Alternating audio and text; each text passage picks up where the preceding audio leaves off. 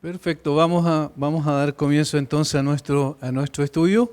Vamos a ir a Lucas capítulo 12, versículos 13 al 21. Ahora leemos todo este párrafo que continúa con la enseñanza del Señor Jesucristo, pero ocurre algo bien significativo en el intertanto.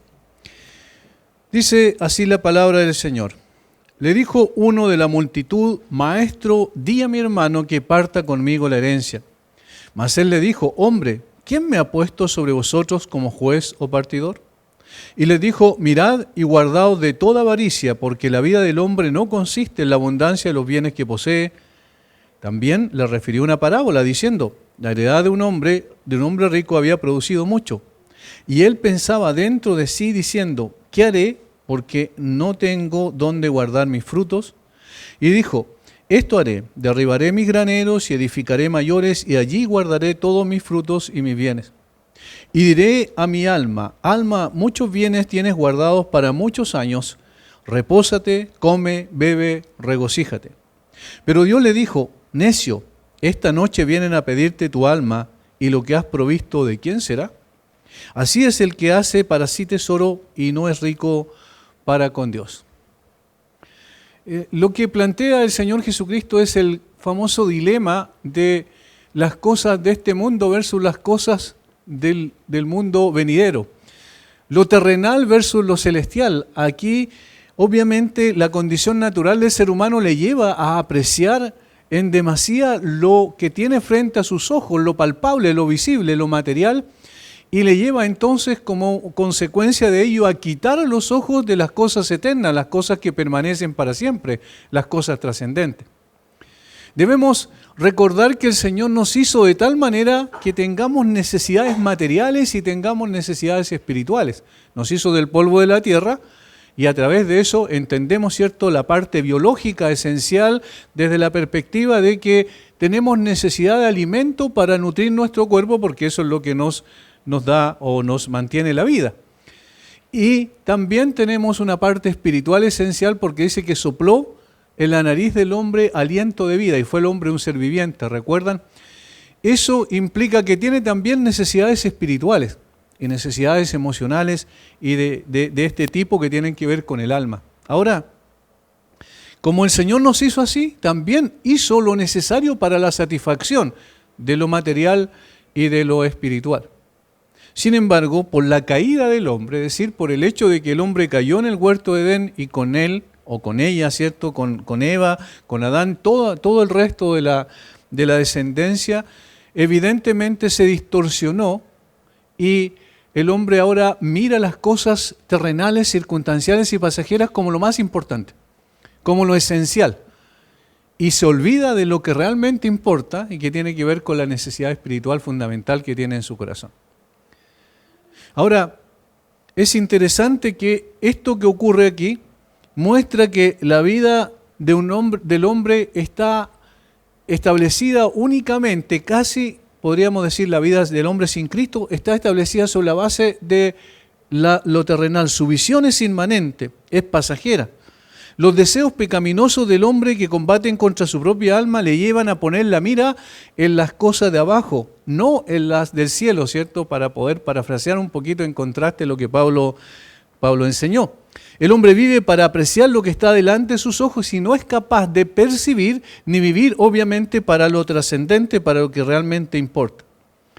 Es por esta razón es que todo lo que el Señor Jesucristo enseñó y todo lo que el cristianismo enseña en esencia tiene que ver con el corazón, tiene que ver con el alma, tiene que ver con las cosas que trascienden.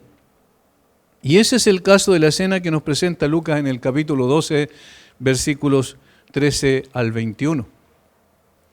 La instrucción de Cristo sobre el peligro de la religión falsa e hipócrita, que mencionó, ¿cierto?, al principio, en versículos 1 al 3, la advertencia que dio respecto a amar o mejor dicho, temer al hombre y no a Dios, la misma advertencia que prosigue diciendo que hay que confesar a Cristo, porque negar a Cristo implica también frutos o mejor dicho, consecuencias eternas terribles, mientras que confesarlo viene también la bendición y la recompensa de parte de Dios, que hay que tener mucho cuidado con blasfemar contra el Espíritu Santo, que implica, como explicamos la semana anterior, que el hombre resista la función que tiene el Espíritu Santo de convencer de pecado, de justicia, de juicio y de apuntar al Señor Jesucristo, llevar al arrepentimiento y a la fe. Si eso el hombre lo resiste, obviamente está blasfemando contra el Espíritu Santo, porque no hay perdón para la incredulidad de esa naturaleza.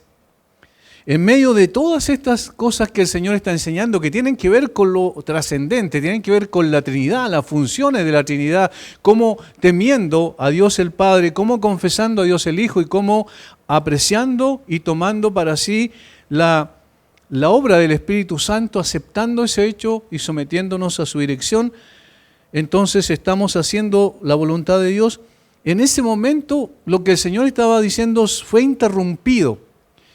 Por lo que muestra el relato, lo más probable es que Jesús no terminaba su enseñanza, sino que todavía la estaba expresando, cuando en el versículo 13 Lucas registra que le dijo uno de la multitud. Es decir, en un momento determinado, cuando el Señor estaba hablando sobre estas cosas trascendentes, viene alguien de la multitud y dice: Señor, tengo un problema y quiero que me lo soluciones. Pero ese problema que tiene no tiene nada que ver con lo trascendente, no tiene nada que ver con lo espiritual, con lo celestial, sino con lo terrenal y pasajero. Le dijo uno de la multitud: Maestro, di a mi hermano que parta conmigo la herencia. Es decir, tenía un problema de poder, por decirlo de alguna manera, vamos a usar el lenguaje de hoy, un problema de justicia social. Y dijo: yo quiero que tú me lo soluciones, porque probablemente, y esto no aparece en el relato, pero son apreciaciones que se pueden hacer según la cultura y las costumbres de esa época, el mayor era el que tenía el doble de la primogenitura y el menor tenía entonces 1/3 de la herencia. El mayor tenía 2/3 de la herencia en ese sentido. Ahora, ¿qué es lo que probablemente ocurrió? Que es el menor el que le está diciendo al Señor: di a mi hermano que reparta conmigo la herencia, porque probablemente el mayor se quería quedar con todo y no darle absolutamente nada. Nosotros podríamos decir es un reclamo justo de parte de este hombre. Pero el problema es que este hombre desoyó lo que Jesús estaba enseñando. Con su actitud contradijo lo que el Señor Jesús estaba enseñando, no literalmente, sino de la perspectiva de que Él estaba apuntando a las cosas trascendentes, al alma, al espíritu de la persona, a la Trinidad, a las cosas esenciales de la fe. Y este hombre dijo: bueno, pero a mí me preocupa más lo que está pasando conmigo ahora, y esto tiene que ver con la repartición de la herencia. Mientras Jesucristo enseñaba cosas trascendentes, un hombre le interrumpió para que le brindara su ayuda en asuntos económicos. Eso es, en definitiva, lo que está pidiendo.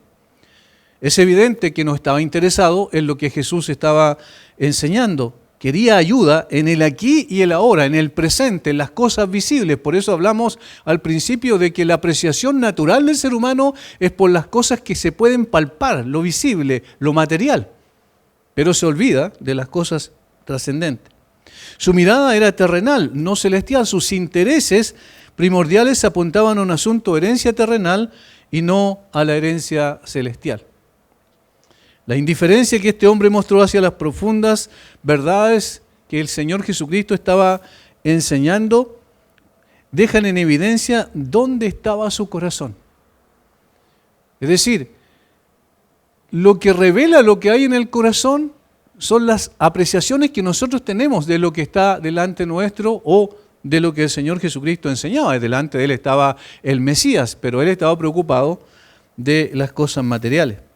Sus intereses estaban en esta tierra, su corazón estaba dominado por la satisfacción de anhelos materiales. El Señor Jesucristo captó inmediatamente cuál era el problema, porque Él conoce el corazón de las personas. El relato apunta que Jesús fue interrumpido en su enseñanza y este hombre ni siquiera esperó que Jesús terminara su disertación sobre cosas importantes, y eso implicaba que ni siquiera estaba prestando atención a lo que Jesús decía.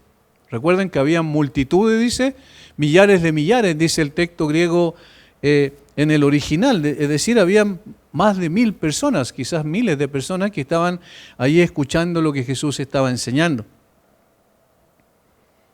Lo que nosotros vemos en esto es lo humillante que es la mente de un hombre y que puede estar tan llena y saturada de las cosas de este mundo que las palabras más solemnes y terribles que Jesús estaba enseñando. Les advierto sobre la hipocresía, les advierto sobre confiar en el hombre, les advierto sobre no confesar a Cristo, les advierto sobre blasfemar contra el Espíritu Santo, cosas que son esenciales, fundamentales, pero la mente de este hombre no estaba puesta allí. Sus negocios, su economía, era más importante que las palabras de Jesús. Jesús se escuchaba entonces como una voz, dijo alguien, ociosa y sin sentido y no temida. Oía principalmente de la perspectiva física, es decir, oía el sonido de las palabras de Jesús, pero no prestaba absolutamente ninguna atención al significado y al sentido profundo de las palabras que Jesús estaba enseñando. Esto marca la respuesta del Señor. Noten el versículo 14, más Él le dijo, hombre, ¿quién me ha puesto sobre vosotros como juez o partidor? Alguien puede decir, pero el Señor se preocupaba también de las necesidades humanas, porque, por ejemplo, cuando alguien estaba enfermo, el Señor colocaba su mano allí o simplemente daba una orden y esta persona era sanada. Un ciego le daba la vista y todo eso. Y alguien puede decir, bueno, pero ¿por qué el Señor Jesucristo ahora no hizo justicia en la situación? Si Él lo podía haber hecho, tenía la autoridad, tenía el poder para hacerlo. Sin embargo, lo que el Señor estaba viendo en el corazón de esa persona que estaba haciendo el reclamo propiamente tal era que había un problema mucho más profundo en su alma. De tal forma que solucionar el problema externo no tenía trascendencia en ese momento. Por eso el Señor le dijo de una forma áspera, hombre. Esa es una forma áspera de decir, ¿sabes qué? En otras palabras, no me molestes con esas cosas, yo estoy para cosas más importantes. ¿Quién me ha puesto sobre vosotros como juez o partidor? El corazón natural del hombre es siempre el mismo. Noten que incluso la predicación de Cristo no llamó la atención de todos sus oyentes. Esto es interesante. A veces no nos sentimos bien los que somos llamados a predicar o enseñar la palabra cuando hay personas que están físicamente, pero que no están, y eso es evidente a través de sus gestos, o simplemente, ¿cierto?, tienen mucho sueño. Y nos sentimos como un poco tristes por eso, pero miren, esta persona que estaba escuchando directamente al Señor Jesucristo, al Maestro de los Maestros, al Dios hecho hombre, no obstante, no estaba pensando en lo que Jesús estaba enseñando. El siervo, dijo alguien, no debe esperar que sus sermones sean más valorados que los de su maestro. Y en este sentido, estas personas no necesariamente, o más que no necesariamente, no en absoluto, están buscando las cosas de arriba. No tienen ningún interés en las cosas verdaderamente importantes, sino que lo que les interesa es solucionar sus problemas puntuales en el aquí y en el ahora. Ahora, contextualmente no era extraño que alguien fuera donde un rabino y le dijera que pudiese mediar en una situación de esa naturaleza, porque para ellos los rabinos, los maestros tenían una autoridad especial, porque eran hombres de Dios, y entonces podían también, a través de sus opiniones y de sus consejos, podían mediar en esta situación. No era extraño esto. Sin embargo, este hombre se acercó al rabino equivocado con este asunto. Jesús no vino a hacer justicia en asuntos cotidianos, sino a poner su justicia como aval de aquellos a los cuales venía a salvar. Y eso en términos trascendentes. Jesús no vino a cambiar las estructuras sociales, sino el corazón de los hombres. Por eso repetimos muchas veces aquí que el corazón del problema es el problema del corazón. El cristianismo es el único que apunta a eso. Todas las demás religiones que uno conoce, si uno las investiga un poco más, se da cuenta que se trata del bienestar del hombre, nada más que de las cosas puntuales, que tenga paz, que a través de meditación trascendental en algunos casos, de ejercicios, ¿cierto?, orientales, de cosas de esa naturaleza, la persona esté tranquila, tenga paz. Pero en este caso, el Señor Jesucristo traía mucho más que la paz, traía la vida verdadera, la vida en esencia a las personas, y esa era su función principal. La negativa entonces de Jesús a intervenir en el tema en cuestión puede haber sido por dos razones. Primero, la petición de este hombre podría haber estado motivada por una concepción errada sobre Jesús y su misión como Mesías. ¿Recuerdan cuál era contextualmente en ese tiempo la percepción de los judíos respecto al Mesías? Ellos veían al Mesías como un líder político, militar, civil y social, es decir, que viniera a arreglar toda la situación en general del país, le librara del yugo romano, estableciera su reino desde Jerusalén a todas las naciones y entonces solucionara los problemas puntuales. Entonces él pensó, bueno, aquí está el Mesías, si es que es el Mesías, bueno, entonces me va a solucionar el problema que yo tengo respecto a estas cosas. ¿Qué es lo que implicaba? Que tenía una expectativa inmanente del reino, totalmente terrenal. Si Jesús accedía a la petición, tomando partido al respecto, estaría aumentando el hambre de esas personas por un reino inmediato, político, civil y social, lo cual era completamente antagónico. ¿Recuerdan cuando el Señor Jesucristo se presentó delante de Pilato y Pilato le dijo que si era el rey de los judíos? Y el Señor Jesús le dijo, eso es lo que dices tú. Y dijo, si mi reino fuera de este mundo, mis seguidores pelearían para que yo no fuera entregado. ¿Recuerdan? ¿Qué es lo que estaba diciendo Jesús? Mi reino no es de este mundo. Entonces el Señor no iba a contradecir esa convicción que tenía en su corazón cuando vino a esta tierra por decir, bueno, ahora me voy a transformar en un líder político, militar y social para solucionar los problemas puntuales de las personas, porque la razón por la cual he venido a esta tierra es para buscar y salvar lo que se había perdido. Y su enseñanza estaba en concordancia con eso. Por eso el Señor le respondió tan categóricamente, porque no debía haber confusión que su reino era espiritual. La segunda razón es que nuestro Señor pretendía trazar una distinción clara entre el reino político de este mundo y el gobierno de su iglesia, porque Él había sido designado por el Padre para ser un maestro quien venía con su palabra a dividir, a penetrar, ¿cierto?, lo profundo del corazón del hombre hasta los pensamientos más íntimos y los sentimientos del corazón, como después va a decir el autor de Hebreos. Ese era el propósito. Y entonces como profeta, es decir, como una persona que venía a enseñar la verdad, ese era el propósito, que la penetrar hasta lo profundo para discernir o para que el hombre pudiese darse cuenta de su real condición y pudiese creer en Él y tener vida eterna. Jesús no vino para juzgar asuntos cotidianos, que involucraran posesiones terrenales, sino con un propósito mucho más importante. No era un gobernante político. Él vino a llevar hombres a Dios, dijo alguien, no a traer posesiones a los hombres. Y esa frase me gustó mucho. Miren lo que dice.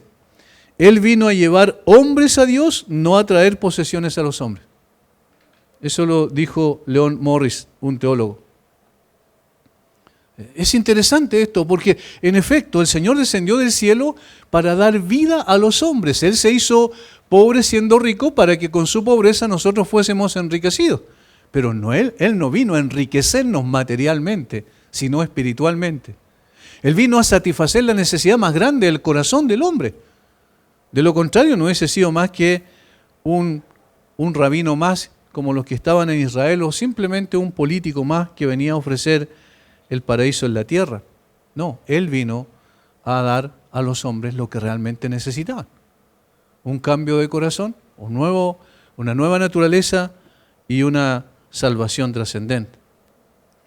Ahora es muy interesante cómo Jesús aprovecha la ocasión de la interrupción de este hombre en ese momento para apuntar al corazón del problema, que era como siempre el corazón. Jesús conocía la intención del corazón de este hombre, su mente carnal, sus deseos pecaminosos, su voluntad dominada por las cosas de este mundo. Por esa razón, da una lección contundente a todos sus oyentes respecto al problema profundo que subyacía en la petición de este hombre. El problema real era la avaricia, o la codicia también se puede entender. Dice, versículo 15, y les dijo, mirad y guardaos de toda avaricia. Ahora noten que no le está respondiendo al hombre que le planteó la situación puntual, sino le está usando esa pregunta o ese pedido de ayuda para poder dar una lección a todas las personas. y les dijo, plural, es decir, a todas las personas que estaban escuchando, mirad y guardaos de toda avaricia, porque la vida del hombre no consiste en la abundancia de los bienes que posee. Noten gramaticalmente cómo está estructurada el versículo. Mirad y guardaos de toda avaricia. Esa es la amonestación. Esa es el, digamos, el imperativo doble. Mirad y guardaos de toda avaricia. Ahí estaba el problema básico. Y luego dice la razón que había por qué les dice eso. Porque la vida del hombre no consiste en la abundancia de los bienes que posee. Lo primero entonces, vamos a verlo en tres partes. Primero, la amonestación propiamente tal sobre la avaricia. Luego va a estar la ilustración y finalmente la aplicación de la enseñanza. Primero entonces la amonestación sobre la avaricia. Y les dijo, mirad y guardaos de toda avaricia, porque la vida del hombre no consiste en la abundancia de los bienes que posee. Mirad es un imperativo cuya raíz en el original implica ver, fijarse en, discernir claramente, comprender. O sea, no le está diciendo simplemente miren físicamente, sino que le está diciendo miren espiritualmente, entiendan, que lleguen a tener comprensión de lo que realmente importa. Y esto tiene que ver con la avaricia. Tengan mucho cuidado, en otras palabras. El apóstol Pablo utiliza una palabra similar, ¿cierto? Cuando le dice, mirad que nadie os engañe, tengan cuidado. Entiendan que van a ser engañados, van a haber engañadores que van a venir y los van a llevar cautivos o querer llevar cautivos como especie de despojo de guerra. Tengan cuidado, dice en Colosenses 2:8. Aquí también mirada entonces significa fijarse en, discernir claramente. Mientras que la palabra guardaos, o el verbo guardaos, significa vigilar, estar de guardia, evadir, evitar, huir de, abstenerse. Es decir, le está diciendo, tengan mucho cuidado, miren, entiendan lo que está pasando, porque la avaricia es un mal terrible, es un pecado tremendo en el corazón de la persona que los va a sacar del camino correcto, que les va a llevar, los va a seducir de tal manera que no van a tener ninguna intención ni deseo por las cosas eternas. Está diciéndoles, comprendan claramente el peligro que hay en la avaricia, huyan de ella, absténganse, eviten caer en este pecado. En otras palabras, es una amonestación solemne, muy fuerte, porque el Señor sabía que era un problema grave, no era un pecado más, era un pecado terrible, porque, como vamos a ver enseguida, es como la fuente del resto de los pecados. Entonces, tengan mucho cuidado con esto. Los imperativos son claramente usados para una advertencia solemne, una amonestación directa sobre el punto en cuestión. El Señor no se fue por las ramas, inmediatamente fue con la enseñanza principal. Por su parte, la palabra traducida como avaricia apunta a un deseo desmesurado e insaciable de adquirir riqueza. Para el avaro o el codicioso, el eje rector de su vida es la consecución de cosas materiales como lo es, por ejemplo, el consumo de droga para un drogadicto. Y creo que es una buena analogía, una buena comparación, porque ¿qué pasa con un drogadicto? Él, en la medida en que más consume droga, más desea consumir. Hay un anhelo creciente en su corazón de seguir buscando la satisfacción, ¿cierto? Y por eso no puede salir de ese círculo vicioso que es la drogadicción. Para un avaro, un codicioso, ocurre exactamente lo mismo. Es decir, toda la posesión y la abundancia de bienes materiales que pueda llegar a tener, lo impulsan a seguir más y más y más, teniendo más todavía, y nunca llega a saciarse. Ese es el problema fundamental. La avaricia como un fuerte deseo de adquirir más y más posesiones materiales o de poseer más bienes de los que otras personas tienen. Todo independientemente de la necesidad. No es que lo necesite, sino que más allá de la necesidad que tiene, la idea es la posesión como tal de los bienes materiales. En palabras de Salomón, el que ama el dinero no se saciará de dinero, y el que ama el mucho tener no sacará fruto. Eclesiastés 5:10. Ahí está el problema. Una cosa importante, y lo vamos a ver después en la ilustración, en la parábola propiamente tal, de los versículos 16 en adelante, es que el Señor no está diciendo que la posesión de bienes materiales en sí es un pecado. No está diciendo que incluso la riqueza en sí es un pecado, no. Sino que está apuntando a ese deseo insaciable por la posesión de bienes materiales. Ese es el pecado. Como dijo el apóstol Pablo, que la raíz de todos los males es el amor al dinero, ¿ven?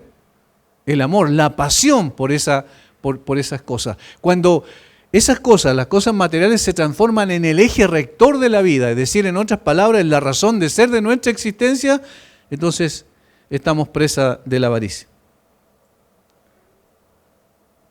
Por eso el apóstol Pablo califica la avaricia como idolatría. Yo quiero que vayamos a dos textos de las cartas del Pablo a Efesios y a Colosenses para ver cómo califica la avaricia. Y es interesante, porque nosotros nunca se nos hubiese ocurrido calificar la avaricia como idolatría. Y más aún, en los dos textos que voy a citar, Efesios 5:5 y Colosenses 3:5, ustedes van a darse cuenta que está dentro o en la enumeración de otros pecados particulares que tienen que ver no con los bienes materiales, sino con el deseo de satisfacciones sensuales. Efesios 5:5. Porque sabéis esto, que ningún fornicario o inmundo o avaro, que es idolatría, tiene herencia en el reino de Cristo y de Dios. Miren lo que está, ¿qué lo rodea? Fornicación, inmundicia y avaricia. La coloca en la misma lista y luego explica qué es lo que es la avaricia, que es idolatría.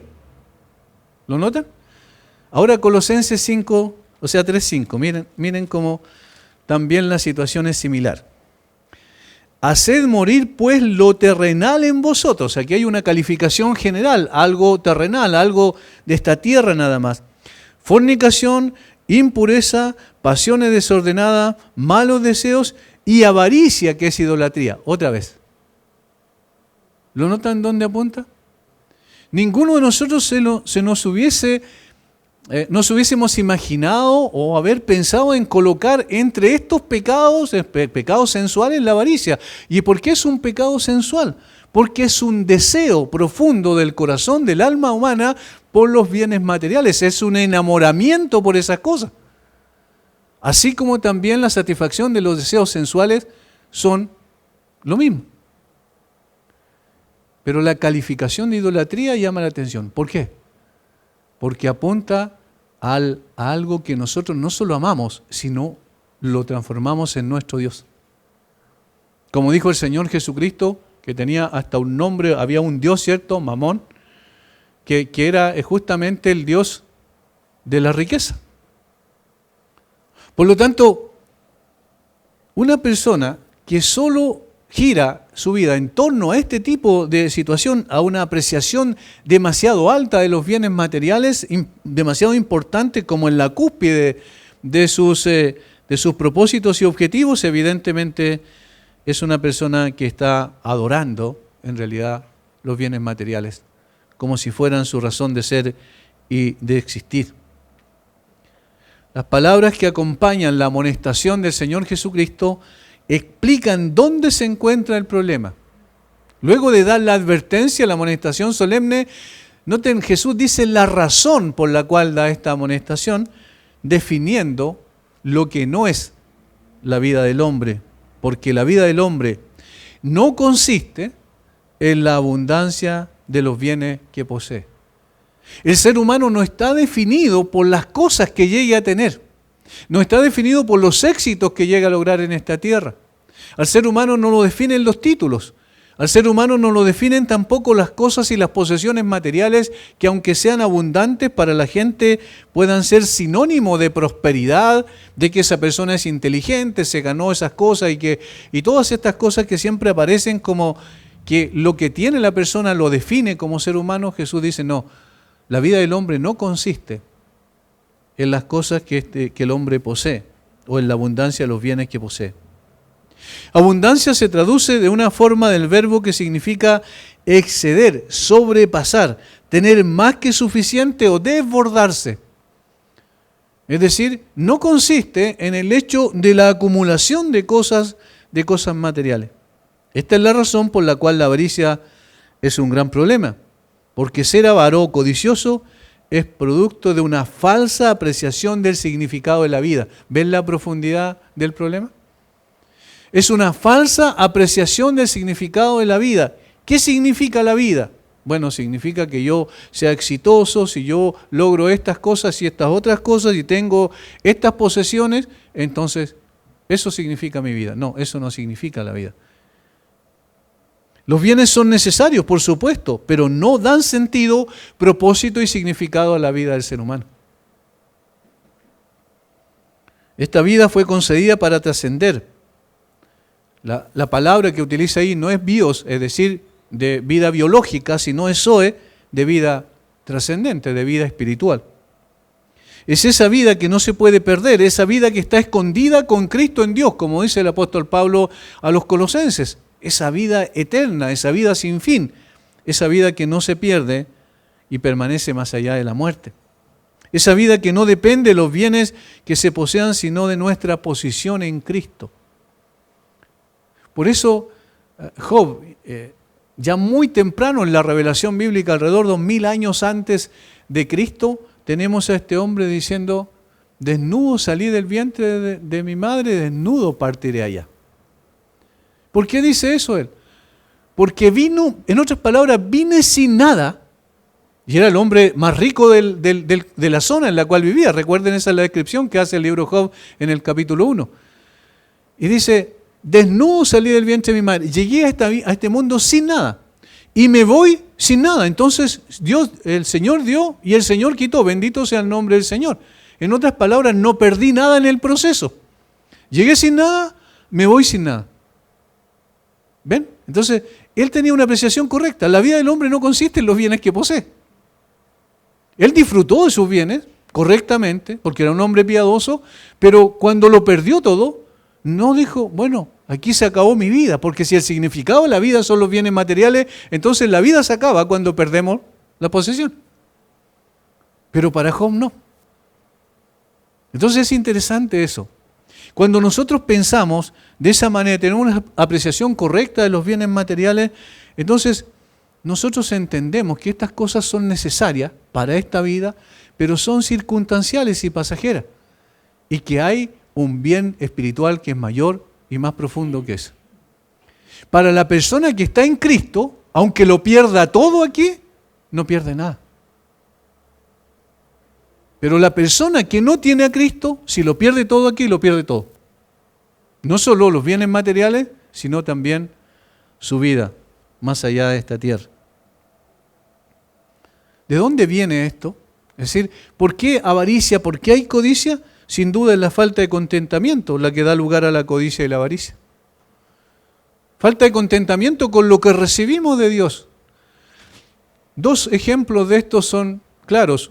Uno que tiene que ver con el pecado cósmico, es decir, antes de, digamos, en los cielos, y el otro es el pecado aquí en la tierra. ¿Cuál fue la fuente de esto? ¿Recuerden qué pasó con los ángeles que se rebelaron contra Dios? Y particularmente con el ángel que guió esa rebelión. ¿Cuál fue la razón? Que no estaba contento con la posición que Dios le dio. Y quería ocupar el lugar de Dios. Es decir, falta de contentamiento. No fue suficiente con lo que Dios me dio, yo quiero otra cosa además de lo que Dios me concedió. ¿Cuál fue el gran problema de Adán y Eva en el huerto? Exactamente lo mismo. El Señor los puso en un lugar extraordinario, precioso, incluso desde el punto de vista estético, algo para la apreciación del alma, de deleitarse en las cosas que el Señor hizo, y tenían de todo árbol del huerto podrás comer. Es decir, había una expresión de bondad maravillosa de parte de Dios. Tienen de todo lo que ustedes necesitan, además tienen mi presencia entre ustedes, que era la satisfacción mayor en lo espiritual. Se tienen el uno al otro también. ¿Y qué pasó? Ellos no estuvieron contentos con esa extraordinaria bondad de Dios, al proveer en abundancia todo lo que necesitaban. Codiciaron otras cosas que no les era permitido. Y vio que el árbol era bueno para comer y agradable a los ojos, y codició y tomó. ¿Se dan cuenta? Es decir, el origen del problema fue precisamente la avaricia, esa falta de contentamiento con lo que Dios le dio, y quisieron tomar algo que no les correspondía. Sabemos cuáles son las consecuencias. Sucumbieron llevando a toda su descendencia al pecado y a la perdición. Noten lo grave que es el problema. Por eso Jesús enfatiza cuál es el origen del problema. Es un pecado que desde la caída ha sido la causa fértil de miseria e infelicidad sobre la tierra. Las guerras, las peleas, las luchas, las divisiones, las envidias, las disputas, los celos, los odios de todo tipo, tanto públicos como privados, dijo alguien, pueden atribuirse casi todos a este manantial. Casi cualquier pecado que nosotros pensemos tiene su problema, su raíz, su base en la avaricia o la codicia. ¿Recuerdan por qué el pueblo de Israel perdió la única batalla en la posesión de la tierra prometida, siendo el que comandaba el ejército Josué? ¿Cuál fue la razón? Acán vio, codició y tomó un manto babilónico y unos lingotes de oro que habían sido dedicados al Señor. Eran anatema, es decir, nadie los podía tocar. Y eso fue la razón. ¿Recuerdan cómo pecó David? Por la misma razón. Vio a una mujer y la codició. O sea, no estaba contento con lo que Dios le había dado. Así como Acán no estaba contento con que todas las posesiones o la tierra, ¿cierto?, iba a ser posesión del pueblo. Sin embargo, él quiso algo para sí, egoístamente, y tomó. Y por eso el pecado vino a todo el pueblo. De la misma manera, David. Y aquí hay una cosa interesante. Porque si este hombre, es decir, David, el hombre conforme al corazón de Dios, el escritor de alrededor de 75 y probablemente más salmos de los que aparecen en la Biblia, el gran poeta de Israel, el gran rey de Israel, el ícono, el estándar de lo que debe ser un rey, el que todavía, incluso por los israelitas que son incrédulos, todavía es honrado como lo más importante en Israel, este hombre cayó por codicia o por avaricia, por descontento de lo que Dios le había dado. Eso significa que nosotros también estamos expuestos a lo mismo. Porque alguien puede decir, bueno, pero esto se trata de los incrédulos, de las personas que no tienen a Cristo, porque esas personas están descontentas con lo que poseen. No. Esto también tiene que ver con nosotros. Nosotros también podemos caer en eso. De lo contrario, ¿por qué tanta gente sigue al Evangelio de la Prosperidad?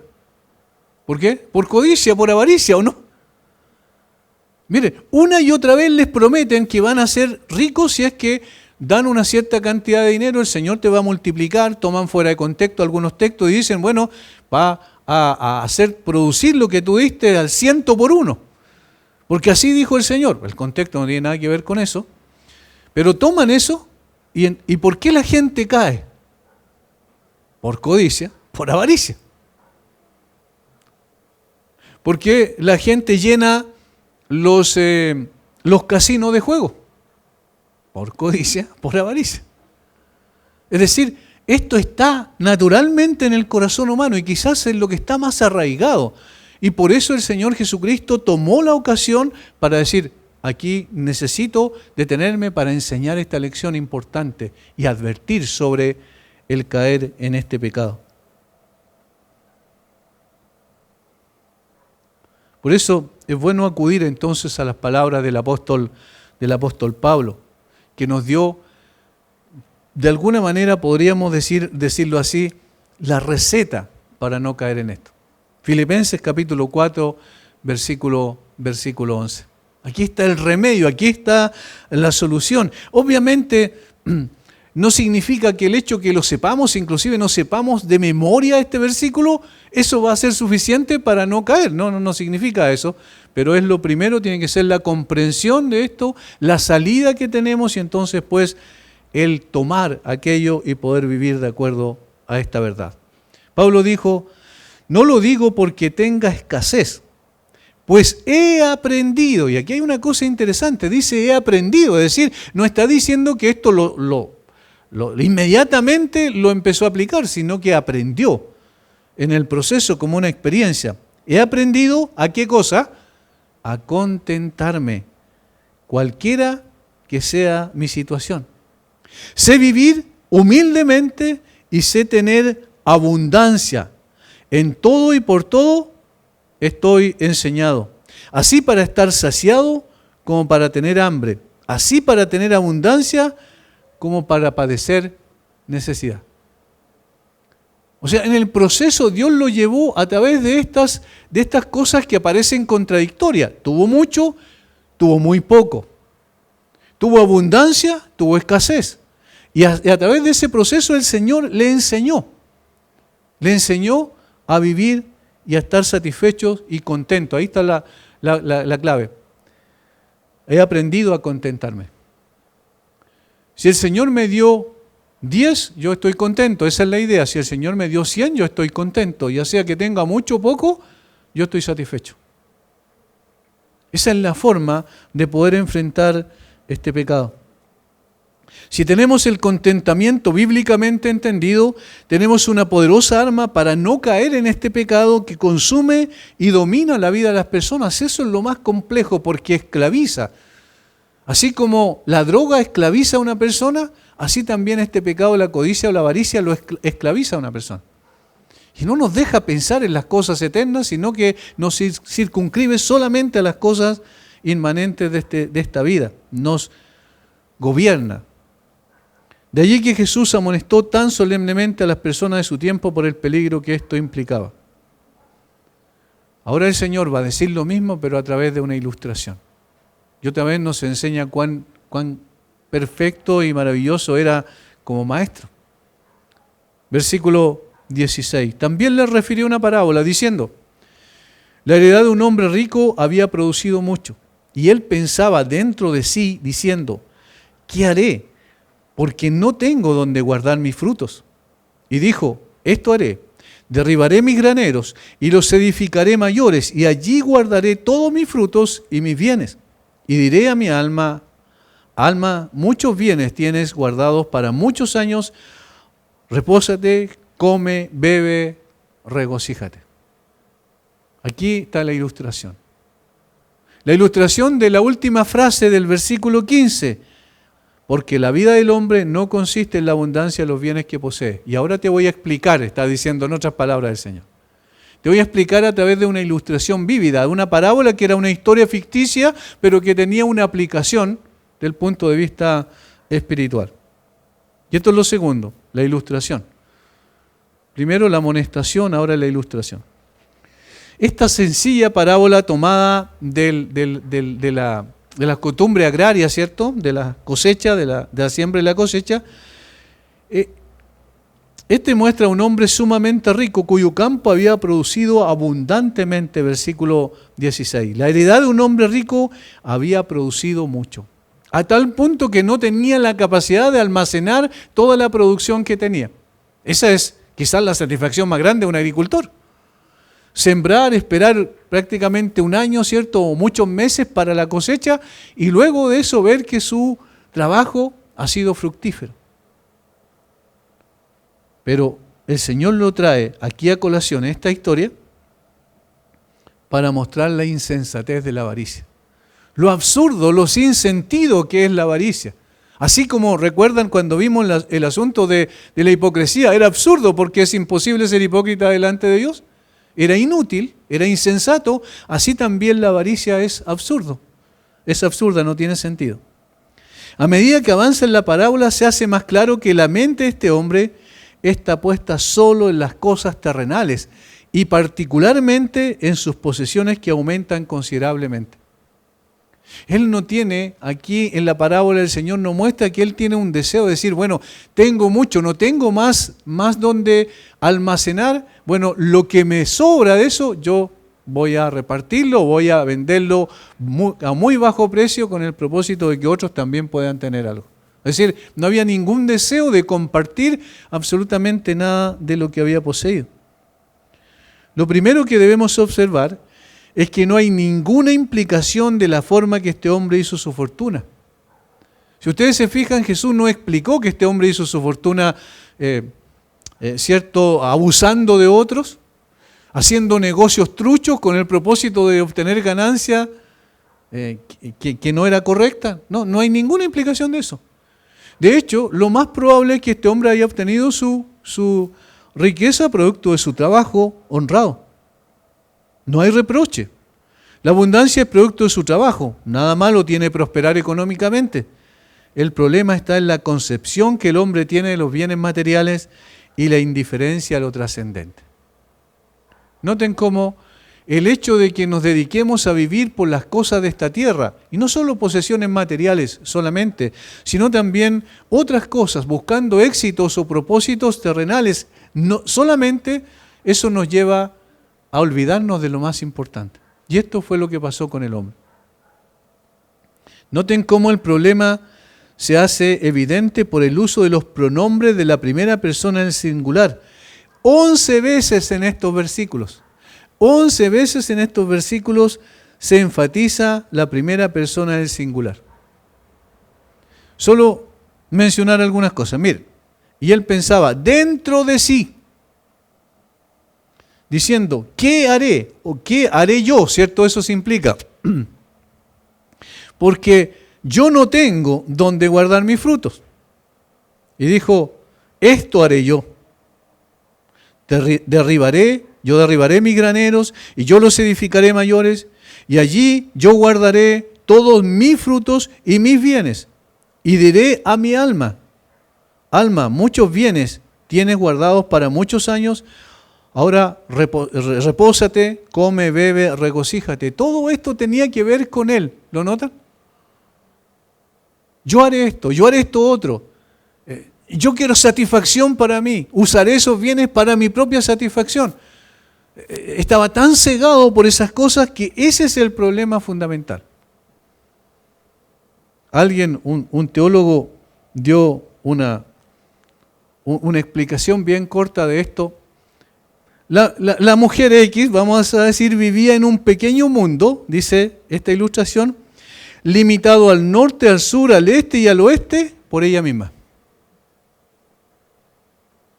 ¿Entienden? Es decir, todo su mundo era ella. Tenía un terreno que limitaba al norte, al sur, al este y al oeste por ella misma. Es como esa frase, primero yo, segundo yo y tercero yo. Eso es lo que está haciendo este hombre. Miren, tengo tanta producción, ¿qué haré? A ver, yo voy a hacer esto, voy a derribar los graneros, voy a construir otros graneros en el mismo lugar para no usar más terreno y para seguir teniendo todo el terreno para el resto, para la siembra. Voy a hacer todo esto con la finalidad de poder disfrutar y gozar y pasarlo bien y no me importa el resto. Eso es lo que está implícito aquí. Por eso todos esos pronombres en primera persona. Este hombre creía firmemente que la vida del hombre consistía en la abundancia de los bienes que poseía. O sea, todo lo contrario a lo que plantea Jesús. No tengo dónde guardar mis frutos, dice. Y un comentarista muy antiguo dice esto: es un error pícaro con el que arranca. No tengo dónde depositar mis frutos. Y uno de los padres de iglesia llamado Ambrosio respondió: bien, tú tienes graneros, los senos de los necesitados, las casas de las viudas, las bocas de los huérfanos y de los niños. En otras palabras, tú podías hacer eso, pero no lo hiciste. Y en realidad era una excusa, simplemente no tengo dónde guardar mi fruto. Nunca pensó en ello, sino en su propio bienestar. Pero aquí está lo terrible: cuando se siente completamente satisfecho con la idea de agrandar los graneros y poner allí su abundante cosecha, cuando habla con su propia alma y dice: repósate, come, bebe, regocíjate, el Señor entra en escena y le dice: necio. ¿Por qué la primera palabra que aparece ahí es necio? ¿Qué significa necio? Necio significa sin discernimiento, insensato, ignorante, destituido de todo conocimiento racional. Tonto también podríamos decir, ¿cierto? Salmo 14 y el Salmo 53 dicen eso. Dice el necio, en su corazón, no hay Dios. Dice el necio en su corazón, no hay Dios. Y eso es lo que pasa. Lo que pasa con la gente común y corriente es eso. ¿Dónde van a encontrar el sentido de su vida? Dicen, en los bienes materiales, en los títulos, ¿cierto? Y en todas las cosas que pueda lograr en esta tierra. No está la satisfacción del alma. No está la satisfacción del alma, porque ¿quién queda de lado en eso? Dios. Necio porque se olvidó de Dios y de la transitoriedad de su vida. Esas son las dos cosas que están implícitas aquí. Se olvidó de Dios y dijo, yo vivo para esto, por esto, y ese es mi propósito en la vida, los bienes materiales y la acumulación de ellos y la satisfacción que me van a producir ellos. Y entonces se olvidó de lo trascendente, colocó la mirada en lo inmanente, en lo terrenal. Y lo segundo, se olvidó de que su vida era corta. Se olvidó de que su vida era transitoria. Dejó a Dios fuera de su pensamiento y corazón. El apóstol Santiago, ¿cierto?, el hermano del Señor Jesucristo, en el capítulo 4, versículo 13 al 16 de su carta, dice, vamos ahora, los que decís, hoy y mañana iremos a tal ciudad y estaremos allá un año y traficaremos y ganaremos, cuando no sabéis lo que será mañana, porque ¿qué es vuestra vida? Ciertamente en neblina que se aparece por un poco de tiempo y luego se desvanece, en lugar de lo cual deberíais decir, si el Señor quiere, viviremos y haremos esto o aquello. Pero ahora os jactáis en vuestras soberbias. Toda jactancia semejante es mala. Voy a hacer esto otro. Hacemos una cantidad de planes y ¿saben de qué nos olvidamos? De que realmente nuestra vida está en las manos de Dios. Y cuando Él quiere la toma. Y que somos seres transitorios en esta tierra. Por tanto, este hombre había olvidado lo más importante. Y por eso dice, necio, esta noche vienen a pedirte tu alma. Y lo que has provisto, ¿de quién será? Tiene que haber sido terrible. Obviamente es una ilustración, pero es una ilustración que nos ayuda a entender que así puede ser nuestra vida. Podemos estar celebrando nuestro éxito hoy, en este momento, y segundos después, y el Señor viene por nosotros. Esta noche vienen a pedirte tu alma. Qué terrible fue este dicho. Acababa de hacer los arreglos necesarios para la gratificación de sus apetitos sensuales. Y en la misma noche en que finalmente había resuelto todos sus planes y no tenía ningún problema, su alma fue llamada para dar cuenta delante del Señor. Qué espantoso, dice alguien, despertar el de un alma largamente dormida en el pecado. Ahora es llevado deprisa a la presencia de su Hacedor.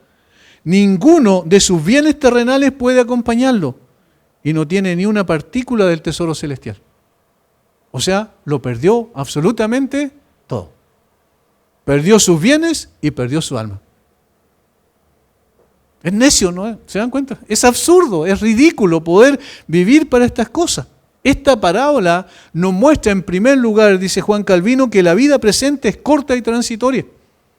Y nunca debemos olvidar eso, nunca debemos olvidar eso. No significa que estamos pensando todo el tiempo en la muerte, sino que estamos conscientes todo el tiempo de que en cualquier momento se acaba la vida. Ese es el punto. En segundo lugar, nos indica que las riquezas no sirven para prolongar la vida. No sirven. No sirven de nada para lo trascendente. ¿Sirven para satisfacciones temporales? Por supuesto que sí, nadie niega eso, pero no sirven para lo trascendente. Y tercero, que está implícito, que es un remedio excelente para los creyentes pedir al Señor el pan nuestro de cada día, dánoslo hoy.